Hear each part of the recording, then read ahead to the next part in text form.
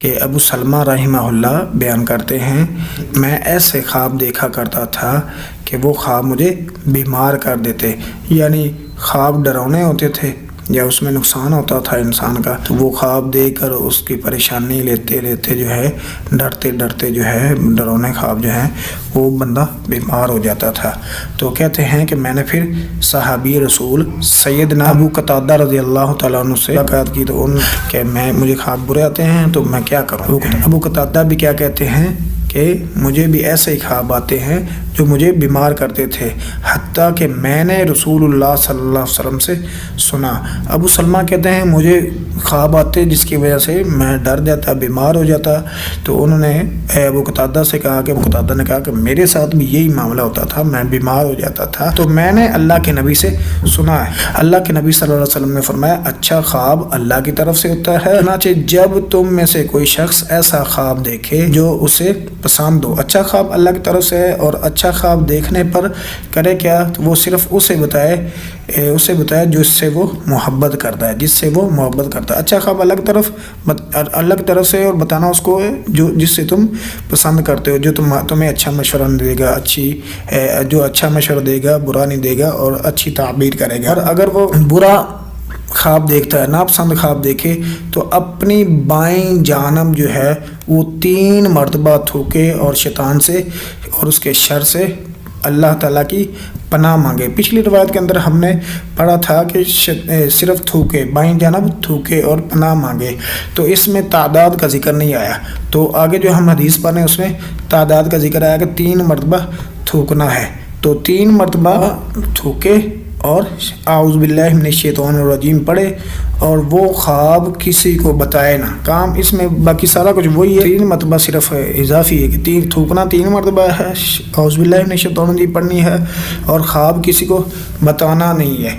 اگر نہ بتایا خواب کسی کو تو وہ خواب اس عمل کی وجہ سے بائیں طرف 3 مرتبہ تھوکنے اور اعوذ باللہ من الشیطان الرجیم پڑھنے سے اس کو وہ خواب نقصان نہیں پہنچائے گا۔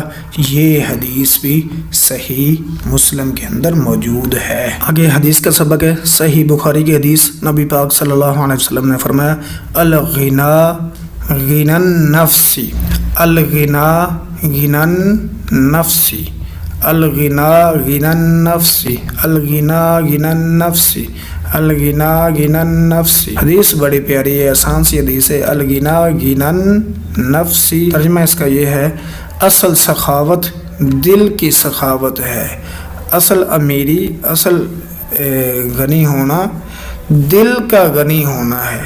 دل بڑا ہو تو انسان بھی بڑا ہے، دل اچھا ہو، دل کنجوس نہ ہو، دل بڑا ہونا چاہیے، تو معاف کرنے والا دل ہو، زیادہ کھلا دل ہو، چاہے پیسے کم بھی ہے پھر بھی خوش طبیعت کے ساتھ ملتا ہے۔ اصل سخاوت جو ہے وہ دل کی سخاوت ہوتی ہے۔ ہمارا عربی بول چال کا سبق ہے، سبق 8واں ہمارا چل رہا ہے، اس کے ہم نے ترجمے سیکھے ہیں۔ آگے 2 سوال پڑھے تھے، جہاز کے بارے میں اور باغیچے کے بارے میں۔ آگے ہم طیارتن پتنگ کے بارے میں پڑھیں گے۔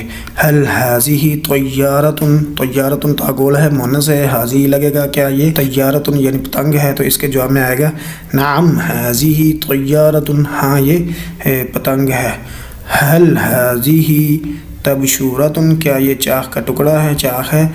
تو چاخ ہے، نعم هذه تبشورتن، ہاں یہ چاخ ہے۔ تو اس کو بھی آپ اچھی طرح یاد کریں۔ نبی صلی اللہ علیہ وسلم کا حلیہ مبارک۔ تو سوال ہے آپ صلی اللہ علیہ وسلم کی ناف کیسے تھی؟ آپ صلی اللہ علیہ وسلم کی ناف مبارک کیسے تھی؟ جواب ہے ناف جو ہے وہ خوبصورت تھی، سینہ اور ناف کے درمیان بالوں کی ایک لمبی لکیر، ایک لمبی اور باریک لکیر تھی۔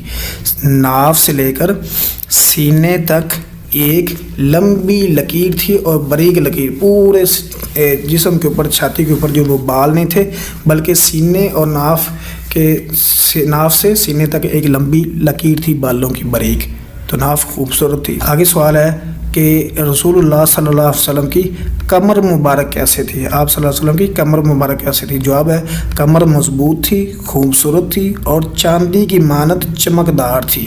یہ نبی صلی اللہ علیہ وسلم کی کمر مبارک کے بارے